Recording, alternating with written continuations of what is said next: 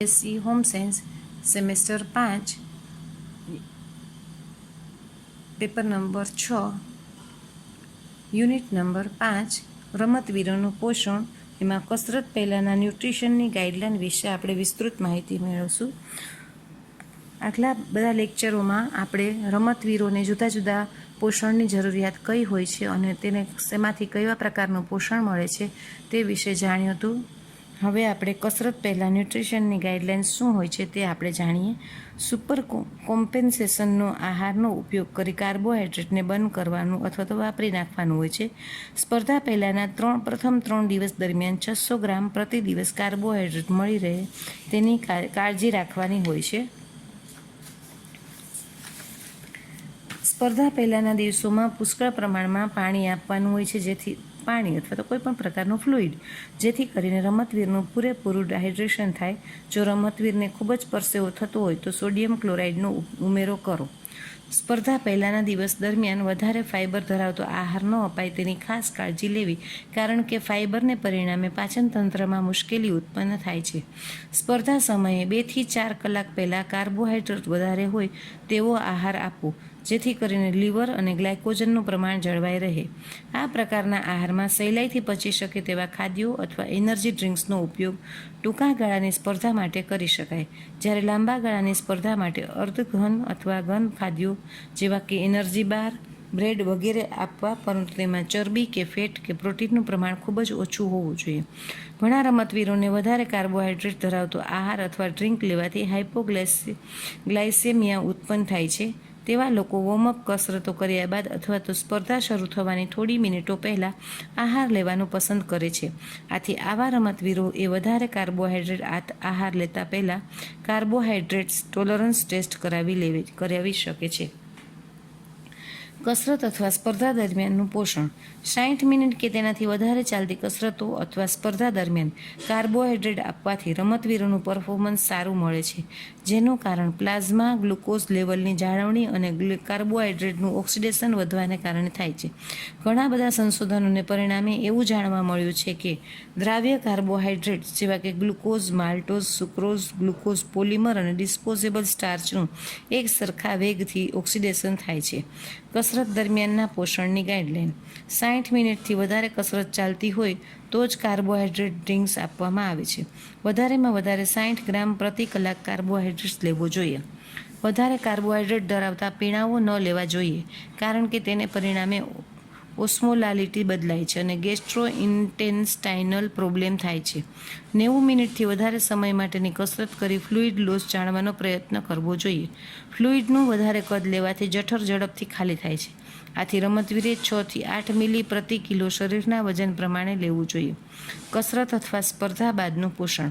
વારંવારની સ્પર્ધા અને ટ્રેનિંગ માટે ઝડપી રિકવરી એ અગત્યનો ભાગ છે. દૈનિક પરફોર્મન્સ સુધારવા માટે કરવામાં આવતી વારંવારની સખત તાલીમ દરમિયાન ઝડપથી રિકવર થવું ખૂબ જ આવશ્યક છે, અને આ માટે સૌથી અગત્યનું પરિબળ આહાર છે. રિકવરી માટેના સમયે મસલ્સ અને ગ્લાયકોજનના રિસ્ટોરેશન અને ફ્લુઇડ બેલેન્સ ખૂબ જ સખત તાલીમ કે સ્પર્ધા બાદ મેળવવા એ અગત્યના છે. ગ્લાયકોજન કેટલી ઝડપથી સ્ટોર થાય છે તે લીધેલ કાર્બોહાઈડ્રેટનું પ્રમાણ, કાર્બોહાઈડ્રેટ્સના પ્રકાર અને કસરત કે સ્પર્ધા બાદ કેટલા સમય પછી કાર્બોહાઈડ્રેટ લેવામાં આવેલ છે તેના પર આધારિત છે. ગ્લાયકોજન લેવલ કેટલું ઘટ્યું છે અને કેટલા પ્રકારના ખાદ્ય લેવામાં આવેલ છે તેના આધારે લગભગ 10 થી 36 કલાકમાં કાર્બોહાઈડ્રેટ ફરી સ્ટોર થઈ જાય છે. આથી 2 કે તેથી વધારે પરફોર્મન્સ બતાવવા અશક્ય છે. સિવાય કે ગ્લાયકોજન સ્ટોરેજ વધારીને હાલના સંશોધનો પરથી ફલિત થયું છે કે જો ઓછા સોડિયમવાળું પીણું લીધેલ હોય તો 50% ઓછા ફ્લુઇડનું રિસ્ટેશન થાય છે. ડ્રિંક્સ કે જેમાં સાદું પાણી અને ફળોનો રસ હોય તેમાં સોડિયમનું પ્રમાણ ખૂબ જ ઓછું હોય ઝડપથી રિહાઇડ્રેશન થતું નથી. જો સારી જાતનું ડ્રિંક્સ કે જેમાં 40 થી 80 ગ્રામ કાર્બોહાઈડ્રેટ અને 600 થી 1200 મિલીગ્રામ પ્રતિ લિટર સોડિયમ હોય તે લેવાથી 70 થી 80% રિહાઇડ્રેશન થાય છે.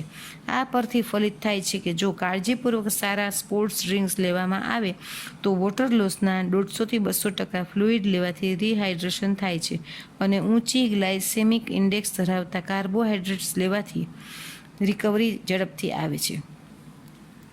કસરત અથવા સ્પર્ધા બાદના પોષણની ગાઈડલાઇન. વધારેમાં વધારે ગ્લાયકોજન સ્ટોરેજ માટે કસરત પછીના પ્રથમ 2 કલાક દરમિયાન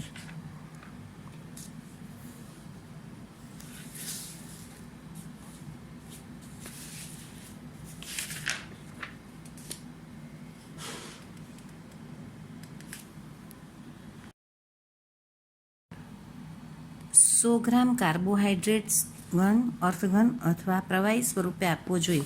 ત્યારબાદ 25 ગ્રામ પ્રતિ કલાક કાર્બોહાઈડ્રેટ આપવાની ભલામણ કરવામાં આવી છે. ઊંચી ગ્લાયસેમિક ઇન્ડેક્સ ધરાવતા કાર્બોહાઈડ્રેટ આપવાની ભલામણ કરવામાં આવી છે. જો કાર્બોહાઈડ્રેટની સાથે પ્રથમ કલાક દરમિયાન પ્રોટીન આપવામાં આવે તો ગ્લાયકોજન સ્ટોરેજ વધે છે. એમિનો એસિડ કે તેના મિશ્રણ લેવાથી ફાયદો થતો નથી. 600 થી 1200 મિલીગ્રામ પ્રતિ લિટર સોડિયમ ધરાવતા પીણાઓ લેવાથી રિહાઇડ્રેશન ઝડપથી થાય છે. ચોક્કસ પોષક તત્વોની વર્ક પરફોર્મન્સ દેખાવ પર અસર. વિટામિન અને ખનિજ ક્ષારોની વર્ક પરફોર્મન્સ થતી અસર એ ચર્ચાસ્પદ મુદ્દો છે. ઘણા બધા કોચ અને રમતવીરો દ્વારા આ પ્રકારના અખતરાઓ કરવામાં આવ્યા છે. છેલ્લા 40 વર્ષના સંશોધન પરથી જાણવા મળ્યું છે કે રમત અને કસરત દરમિયાન આ પ્રકારના પોષક તત્વોની જરૂરિયાતમાં વધારો થાય છે. તેથી જો તેની ખામીવાળો આહાર લેવામાં આવે તો તેના પરિણામે પરફોર્મન્સમાં ઘટાડો થાય છે, પરંતુ વધારે પ્રમાણમાં લેવાથી વધારો થાય છે તેવું સાબિત થયું નથી. આ ઉપરાંત આ પ્રકારના સંશોધનોની ડિઝાઇન કરવી પણ મુશ્કેલ છે.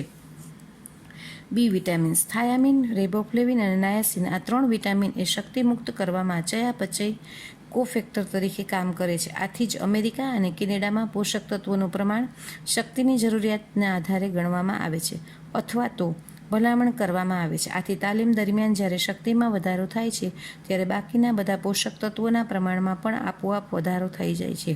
એક સંશોધન પરથી જાણવા મળ્યું છે કે રમતવીરોમાં થાયામીન, રાઇબોફ્લેવિન અને પિરિડોક્સિનની બાયોકેમિકલ ખામી ઉત્પન્ન થાય છે, જે પાછળનું કારણ તેમની એક્ટિવિટી દરમિયાન થતો વ્યય જવાબદાર છે. હજુ સંશોધન દરમિયાન પુરવાર કરી શકાયું નથી કે તેની ખામીથી ભારે કસરત પર વિપરીત અસર થાય છે. Vitamin C. કસરત અને રમત સાથે સ્ટ્રેસ શબ્દ વણાયેલો છે. આ શબ્દ સાથે વિટામિન સી પણ સંકળાયેલ છે. આથી કસરત અને રમત દરમિયાન વિટામિન સી વધારાના ખાદ્ય તરીકે આપવામાં આવે છે. એક સંશોધનમાં જાણવા મળેલ છે કે વિટામિન સી આપવાથી કસરત દરમિયાન હૃદયના ધબકારા અને લોહીમાં ગ્લુકોઝની સાંદ્રતામાં ઘટાડો થાય છે તથા પ્લાઝમામાં ફેટી એસિડના લેવલમાં પણ વધારો થાય છે. બીજા એક સંશોધનમાં જાણવા મળેલ છે કે વિટામિન સી વધારે આપવાથી પરફોર્મન્સમાં વધારો થાય છે. Vitamin E. વિટામિન ઈના સંશોધન દ્વારા સાબિત કરી શકાયું નથી કે તેનું પ્રમાણ વધારે આપવાથી પરફોર્મન્સમાં વધારો થાય છે. ખનિજ ક્ષારો. ઝિંક અને કોપર જેવા ખનિજ ક્ષારો એન્ઝાઇમ સિસ્ટમમાં કોફેક્ટર તરીકે કાર્ય કરે છે. આ ઉપરાંત કાર્યના સંદર્ભમાં કોપર હિમોગ્લોબિનના સંશ્લેષણમાં પણ અગત્યનો ભાગ ભજવે છે. સંશોધન પરથી જાણવા મળ્યું છે કે ખૂબ જ ભારે કસરત દરમિયાન રમતવીરોમાં ઝિંક અને મેગ્નેશિયમની ખામી ઉત્પન્ન થાય છે. આથી તેઓના આહારમાં પૂરતા પ્રમાણમાં હોવા જોઈએ. સંશોધન દરમિયાન તેનું પ્રમાણ વધારે લેવાથી વર્ક પરફોર્મન્સમાં વધારો થાય તેવું સાબિત થયું નથી. તારણ. સંશોધનો પરથી એવું તારણ નીકળે છે કે શારીરિક તાલીમથી વિટામિન અને ખનિજ ક્ષારોની જરૂરિયાતમાં એટલો વધારો થતો નથી જે સંતુલિત અને પૂરતા આહારમાંથી ન મળી શકે. આ ઉપરાંત હાલના સંશોધનો પરથી સાબિત થયું છે કે વિટામિન કે ખનિજ ક્ષારોનો મેગાડોઝ આપવાથી પરફોર્મન્સમાં વધારો થાય છે. ઉલટાનું વધારે પ્રમાણમાં વિટામિન કે ખનિજ ક્ષારો આપવાથી શરીરને નુકસાન થઈ શકે છે. આથી એવી ભલામણ કરવામાં આવી છે કે વિટામિન અને ખનિજ ક્ષારોના મેગાડોઝ આપવા ન જોઈએ. પોષણ, તંદુરસ્તી, કસરત અને ફિટનેસ વચ્ચેનો આંતરસંબંધ. સારું પોષણ સમગ્ર જીવન દરમિયાન તંદુરસ્તીનો વધારો કરે છે તથા માણસ માત્ર નિરોગી ન રહેતા ઊંચા મૂલ્યો સાથેની ફિટનેસ પણ હાંસલ કરે છે. હાલના સંજોગોમાં થઈ રહેલા ઔદ્યોગિકી અને આધુનિકીકરણના પરિણામે સામાન્ય માણસે પોતાનું કામ પોતાની જાતે કરવાની શક્તિ ઘટાડી દીધી છે. ઝડપને પરિણામે ઓછું શારીરિક કામ કરતા માણસો ગતિથી અનફિટ થઈ જાય છે. આ ઓછું કામ કરવાની ટેવને કસરત દ્વારા દૂર કરી શકાય છે. માટે પોષણ, તંદુરસ્તી, કસરત અને ફિટનેસની વચ્ચે દરેક રીતે આંતરસંબંધ છે તેવું કહી શકાય છે.